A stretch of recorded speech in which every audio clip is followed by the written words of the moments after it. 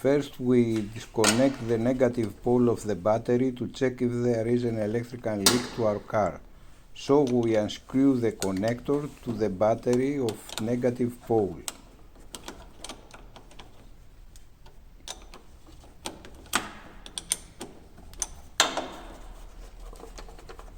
And we detach it.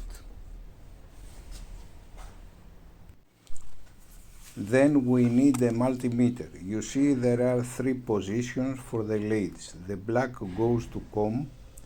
The red has 2 positions. We place it to 10 amps. And also we turn the selector to 10 amps DC.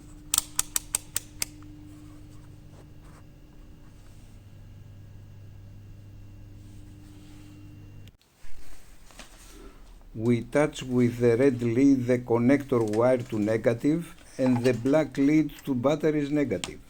And after a while we have a measurement of 0.02 amps.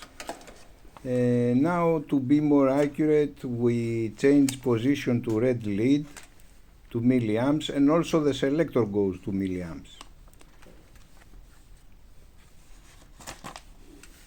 And we measure again.